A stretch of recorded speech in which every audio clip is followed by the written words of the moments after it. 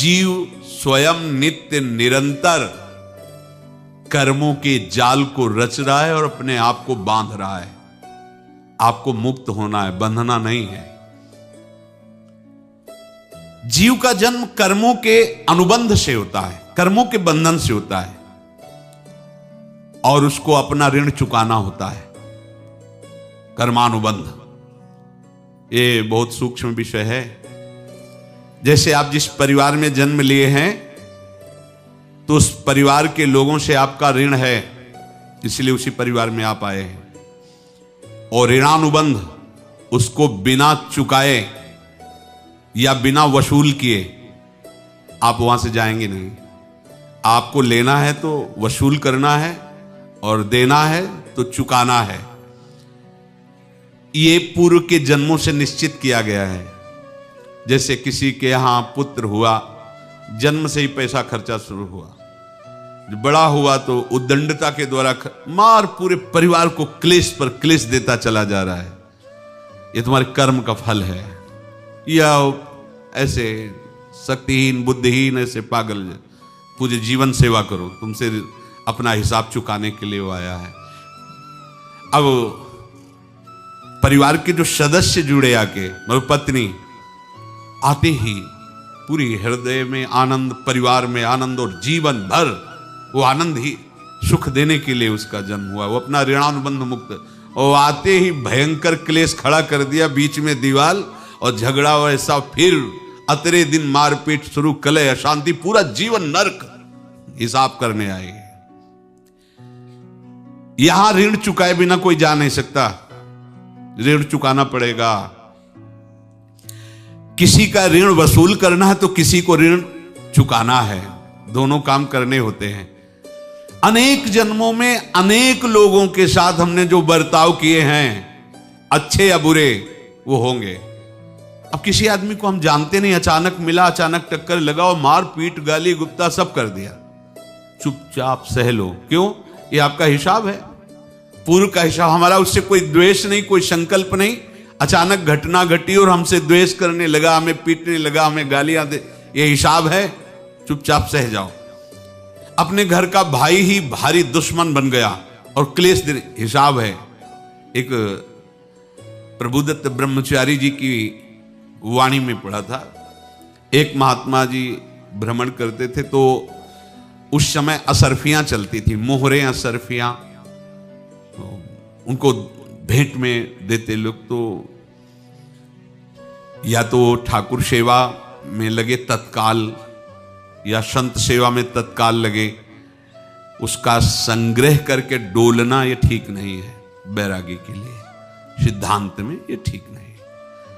तो जब 2, 4, 6, 8 ऐसे मोहरे हुई तो उन्होंने विचार किया कि और भ्रमण करके जब काफी मोहरे हो जाएंगी तो प्रयागराज में जब कुंभ पड़ता है, एक बार पूरे सब अखाड़े के संतों को, अलग अलग संप्रदाय सब संतों को बुलाएंगे और सबको पुआएंगे। अब साधु है तो यही विचार करेगा, और क्या विचार करेगा। तो उन्होंने ऐसे डंडा बनवाया, बेंत, जो ऊपर से चूड़ीदार और भीतर पोला, और मोहरे उसमें डालते गए। और भ्रमण, जहां जहां श्रद्धालु भगत थे सबके यहां जाना और इच्छा रखना कि एक मोहर तो दे दे दक्षिणा में। कामना कोई भी हो वो बांधती ही है, ध्यान रखना। इसीलिए प्रभु जो चाहे वो करे, अपनी चाह नहीं रखनी चाहिए, अपनी चाह प्रभु की चाह में मिला देनी चाहिए। धीरे धीरे वो छड़ी भर गई, भ्रमण करने वाले महात्मा चूड़ी लगाई, इंतजार करते रहे। जब प्रयाग का कुंभ पड़ा तो चले। तो रास्ते में एक गांव में पूछा जाता है, जैसे कहीं रुको कि कोई श्रद्धालु ऐसा है जो संत सेवी है। तो कुछ लोगों ने बताया, हाँ एक परिवार है बहुत संत सेवी है और आपको मिलाते हैं उनसे। आइए महाराज, घर में रुका, खूब अच्छा हलवा पूड़ी पवाया, और जो घर के मालिक थे चरण दबाए। चरण दबाते दबाते उनकी दृष्टि पड़ी उस डंडे पे, इतना मोटा और ऊपर से कुछ चूड़ी सी भी नजर आ रही, इस डंडे में तो कोई रहस्य है ही है। अब महात्मा जी को खवा पिला के सुला दिया। महात्मा जी जब सो गए तो पत्नी से धीरे से कहा, वो डंडा लाओ बाबा जी का डंडा। वो चूड़ीदार जो ही खोला पलटाया तो सैकड़ों मोहरे। ऐसे संत रोज पधारे भगवान, तुम आनंद हो जाए फिर क्या। पत्नी से कहा, नाप के कंकड़ लाओ। वो तो महात्मा जी तो खाए खीर पूड़ी, आराम से सो रहे हो। रात में पूरी प्लानिंग करके उसमें कंकड़ भर के चूड़ी लगाकर सिराने रख दिया, सारी मोहरें हटा ली। महात्मा जी आराम से छड़ी उठाए तो वजन पक्का। वैसे बड़े लोग चतुर होते हैं, पर ये नहीं जानते कि कर्म कितना भयानक होता है। और उनकी कोई संतान नहीं थी, पर धन में इतना प्रेम उनको था। बहुत सावधान। साधु महात्माओं के पास जो अर्थ है, गृहस्थी अगर आता वहीं से है, पर अगर उसको जोर जबरदस्ती या किसी छल कपट से, तो वो उसका विनाश ही करता है। आज तक का प्रमाण है। अब उनको ये भाव पता नहीं होगा, या पता होगा तो लोभ के कारण वो उसको मान नहीं पाए होंगे। महात्मा जी गए प्रयाग में, किसी अखाड़े पर रुके और वहां प्रार्थना की कि कल जो है संपूर्ण अखाड़ों का निमंत्रण किया जाए और सब संतों को भोग पवाया जाए और उनको दक्षिणा भी दी जाए। महंत ने सोचा कि बहुत बड़ा है तो उत्सव है, क्योंकि प्रयाग में कितने हजारों संत महात्मा सब। उनका महाराज, बोरों इसमें चीनी और टीनों घी लगेगा, सब व्यवस्था। बोले आप मंगाइए, एक एक हिसाब हम करेंगे, हमारे पास सब व्यवस्था है। बोले कुछ तो पहले दे दो, वो इकट्ठे देंगे हम। उनको था कि अगर हम छड़ी खोला और दो चार मोहरे दी, किसी को पता लग गया तो गड़बड़ हो सकती। बोले हम भंडारे के समय आखिरी में सब कुछ आपको दे देंगे। ठीक है। वो अपने पास से पैसे लगाकर खूब जितना सामग्री सब लाए, लाखों की, और सब संतों को निमंत्रण कर दिया। संत जन निमंत्रित हो गए, भंडारा बन रहा है। तब वहां के महंत है और उनका देखो भंडारा भी बन रहा है, संतों को निमंत्रण। अब आप अर्थ की व्यवस्था कीजिए, क्योंकि इतनी बड़ी हमारी सामर्थ्य नहीं थी जितना हमने किसी तरह हमने व्यवस्था की। अब मुझे अर्थ चाहिए, तभी आगे की व्यवस्था बढ़ेगी। संतों को दक्षिणा देंगे और जिनसे अर्थ लिया उनको दे। देखो रसोई बन गई है सब। उनका छत में विश्वास नहीं तो यार चूड़ी खोली। उनको तो था ना कि मोहरे हैं, कंकड़। तो अब जैसे कितना उनको सदमा लगा होगा। हजारों संतों का निमंत्रण, रसोई बन, मतलब संत हो के छल कपट। तो उनका महाराज आपने तो हमारा नाश कर दिया, जो महंत थे। आप बताओ, रसोई बन गई, संत निमंत्रित हो गए और आप ये कंकड़ दिखा रहे हैं हमको।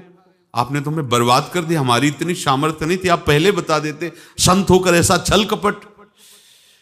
अब वो बोले तो क्या बोले, क्योंकि उनको पता था कि मोहरे हैं इसमें।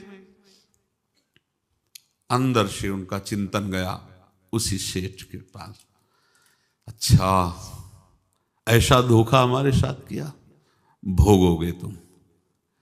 ये जो निकलता है ना भोगोगे, ये अकाट्य होता है। क्योंकि किसी का भी हृदय, मान लो किसी भी जीव जंतु को आप कष्ट दें और उसका हृदय आह भर जाए, तो वो आह वज्र की लेख है, तुम्हें भोगना पड़ेगा। वो देखो भीष्म जी को भोगना पड़ रहा है ना। सांप को ऐसे धनुष की नोक से उठाया और बंबूल के कांटों के ऊपर फेंक दिया, कई दिन तक छेदा हुआ, वो आह भर करके मरा। तो आपको 6 महीने बाणों की सैया पर आह किसी की ना लेना जिंदगी में। कोई ऐसा कोई आह भर करके कह दिया तुम समर्थ हो, हम तो कुछ कर नहीं सकते, और अंदर से दुखी, फिर तुम्हारी सामर्थ्य काम नहीं करेगी, मिट्टी में मिला देगी। फिर ये तो संत थे और भगवत आराधना के लिए, संत आराधना के लिए ही ऐसा किए हुए थे। अब इनका कैसे मुंह दिखाएं, अब क्या करें। सुबह संत जन आएंगे, सबके बीच में हमारी कि देखो इन्होंने, अब क्या करें। गए और संगम में जाके छलांग लगाई, अपने प्राण त्याग दिए। अब उनके तो पास मोहरे थी और व्यापार बढ़ा, और 9-10 महीने बाद ही लड़का हुआ। अब तो उनको कि संत फलीभूत हो गया। देखो व्यापार चल रहा, लड़का नहीं होता था, लड़का भी हो गया, बड़ा आनंद छा रहा है। जब से वो प्रकट हुए और धन की वृद्धि शुरू हो गई, पढ़ाई लिखाई में उनके खर्चा हुआ सब, बस बीमारी शुरू हो गई उनके शरीर में, अब उसमें पैसा जाना शुरू हुआ। इतने आसक्त तो वो दोनों हो गए कि कुछ भी हो, व्यापार ठप, संपत्ति बेचना शुरू। तो उन्होंने कहा कि बेटा मैं क्या कर सकता हूं तुम्हारे लिए? बोले हमारी अंतिम इच्छा है प्रयाग चलो, और जितने प्रयाग में संत महात्मा सबको एक बार भंडारा करवाओ, हमारी इच्छा अंतिम है, क्योंकि अंतिम यही इच्छा थी। बोले अब ज्यादा संपत्ति तो नहीं रह गई, तो बोले घर बेच दो, मेरे लिए ही तो है, बेच दो। मुझे लगता मैं बचूंगा नहीं, पर मेरी अंतिम इच्छा पूर्ण कर दो। घर बेच दिया, जेवर बेच दी। वहां गए, जब संत सेवा की तो बोले मुझे संगम तक ले चलो। संगम तक ले गए और बोले समझे तुम चुराए थे और हमने उसको छीना है, कुछ नहीं रह गया तेरे पास कुछ, अब केवल ममता और आसक्ति में जलकर मर और नरक प्राप्त कर। मैं वही महात्मा हूं जिसकी तूने मोहरे ली थी, शरीर छोड़ दिया। महात्मा को जन्म लेना पड़ा और इनको दुर्गति भोगनी पड़ी। ऋणानुबंध, होश में। ऐसा नहीं कि आप जो कर रहे हैं कोई देख नहीं रहा, कोई हिसाब किताब नहीं, जो कर रहे हैं अवश्य में भोक्तव्यम, बहुत सावधान। अनेक जन्मों में अनेक लोगों से जो कुछ लिया दिया है, इस लेने देने को मिटा देने के बाद ही तुम मुक्त हो गए। इसीलिए एक उपाय है, लेना न देना मगन रहना। क्या? मालिक को समर्पित हो जाओ, मालिक को अपना माना हुआ समर्पित कर दो, खत्म। अहम त्वाम स्वरूपापेभ्यो मोक्षयिष्यामि, सब खत्म। आगे पीछे लेना देना सब खत्म। एकादश स्कंद में भगवान श्री कृष्णचंद्र जी ने कहा जो मेरे चरणों का आश्रय लेकर भक्त मेरा भक्ति करता है, उसके पितृ ऋण, मातृ ऋण, देव ऋण, ऋषि ऋण, सब ऋणों से मैं मुक्त कर देता हूं। बस यही एक उपाय है जो इसके बंद करने का उपाय भक्तों के लिए है, वो यही है, भगवान की शरण में होकर अपना माना हुआ पूरा भगवान के अर्पित कर दो। अर्पित करने का तात्पर्य उसमें अहम हटा दो। तो दियम वस्तु गोविंदम तुभ्यमेव समर्पये। जिनसे तुमने सेवा करवाई है उनकी सेवा करनी पड़ेगी, जिनसे तुमने जो कुछ लिया है उनको देना पड़ेगा। ये लेने देने का व्यापार जब तक समाप्त नहीं होगा तब तक तुम्हारा जन्म मरण चलता रहेगा। अब आपको यहां समझना है, यदि आपसे किसी ने पैसे लिए और बेईमानी करके नहीं दे रहा है तो आप उसको गाली मत दीजिए, आपने बेईमानी की थी इसलिए आपकी बेईमानी हुई है, ले गया, कोई बात नहीं है, बंधन से मुक्त हुए, जो बोझा था चला गया। उसको ऐसा ना देखे कि ये बेईमान हमारे रुपए मार लिए, अब जो कुछ होगा देखेंगे। अगर आप आगे नया कुछ करते हैं तो फिर आगे का हिसाब आपको भोगना पड़ेगा, ध्यान रखना। ऐसा नहीं है कि आपको भोगना नहीं पड़ेगा। एक ही उपाय है कि अब जो शरीर धारण किए इसी में जो भोग ले, आगे ना होना चाहिए। तो क्या करे? सर्वतो भावेन भगवान की शरण ले ले। ये तो सर्वाणि कर्माणि मयि सन्न्यस्य मत्पराहा अनन्येनैव योगेन माम ध्यायन्तु उपासते तेषामहं समुद्धर्ता मृत्यु संसार से। ये बड़ा कठिन है पार होना, कोई छोटी मोटी बात है। एक महात्मा बाल्यावस्था से भजन करते थे, शालिग्राम भगवान पास रखते थे और उन्हीं की आराधना करके बस पाठ, नाम, जप और भ्रमण करते थे।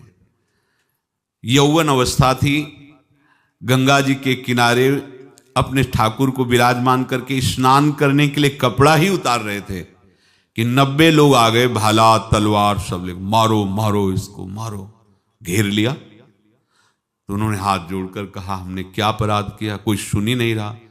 तो उन्होंने कहा मार तो डालोगे ही आप, 90 लोग, हम कोई अस्त्र शस्त्र तो लिए नहीं, एक बार हमें गंगा में डुबकी लगा देने दो और अपने ठाकुर को स्नान करा देने दो, फिर इसके बाद आप मार देना। भगवत इच्छा से वो लोग रुक गए, स्नान किया और अंदर से प्रार्थना की, प्रभु ये क्या लीला है आपकी, आपके सिवा मेरा कोई है नहीं और ये मुझे मारना चाहते हैं। तो भगवान ने जानते हो क्या कहा उनके अंतर में? तुम मेरे में ध्यानस्थ हो करके शरीर को छोड़ो, ये लोग मारेंगे। ये मेरे भजन का फल है कि तुम्हें 90 जन्म नहीं लेना पड़ेगा। एक ही जन्म में 90 मिलके, तुमने 90 हिंसा की थी पूर्व में, तो तुम्हें 90 बार जन्म लेना होता और एक एक करके मारते। ये मेरे भजन का प्रताप है कि एक बार में ही 90 का हिसाब हो जाएगा।